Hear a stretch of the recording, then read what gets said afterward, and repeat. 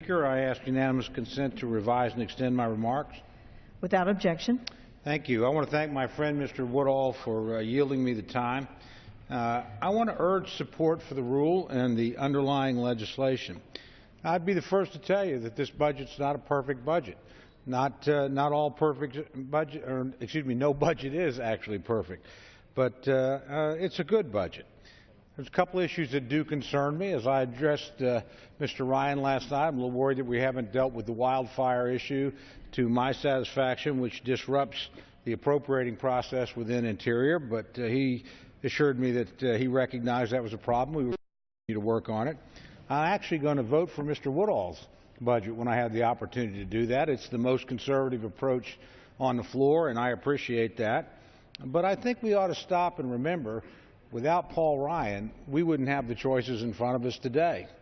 You know, the United States Senate has chosen not to have a budget once again this year, something that it frequently does. And with all due respect to my friends who do have a budget, and I'm pleased that they do, in 2010, when they were actually in the majority, they didn't present a budget to this body either.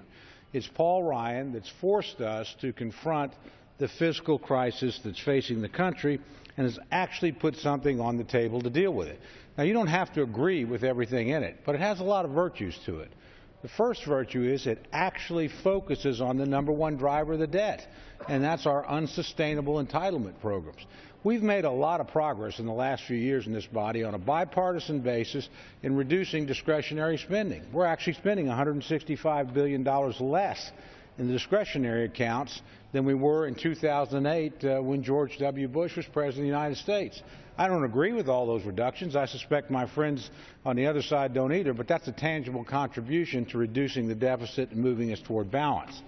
What we haven't dealt with, what the President has largely refused to deal with, and what I suspect my friends in their budget will not deal with, but Paul Ryan has, are the real drivers of the debt, Medicare and Medicaid in particular.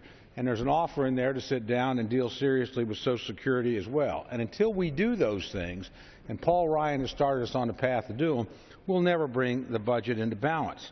Now, one of the other things I like about Mr. Ryan's budget is, gosh, it really does balance within 10 years. Makes a lot of tough choices.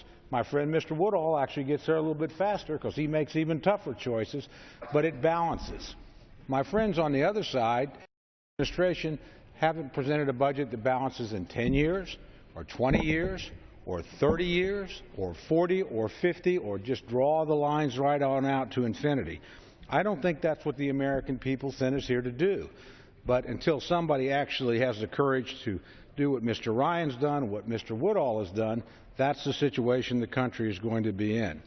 The other thing I like about the Ryan budget in particular is that it actually incorporates in it the agreement that he arrived at with Senator Murray and the other body. Now, there was a lot of criticism about that because it probably wasn't what I would have negotiated if I got in my way, or probably Mr. Woodall or any other single, but it was a real agreement, you know, only a 2-year agreement, but a real agreement, and against a lot of criticism, Mr. Ryan incorporated. Okay, if that's going to be the settled law of the land, then that should be part of our budget. He put it in there.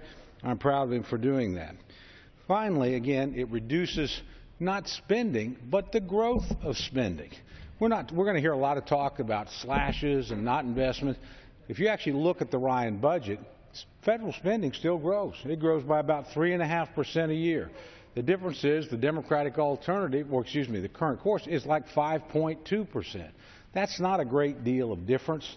We could really restrain our deficit in the short term and ultimately bring ourselves into balance, not by slashing everything, but by simply making some of the simple common sense reforms that my friend Mr. Ryan, to great criticism, has advanced and put on this floor year after year after year. So I want to urge the adoption of this rule, which is a terrific rule, because despite some complaints, the reality is my friend Mr. Woodall and the Rules Committee have put a variety of choices before this body. We're going to have a budget from the Progressive Caucus. It's very different than I would like, but it's going to get its opportunity. We're going to have a budget from the Congressional Black Caucus. Again, different than I would choose, but it certainly deserves to be heard and examined.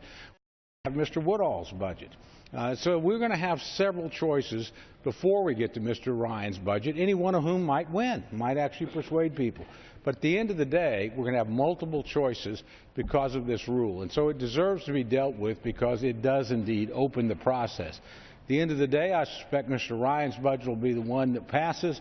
Again, I'm very proud to do that, and I urge its passage. And with that, Madam Speaker, I yield back the balance of my time.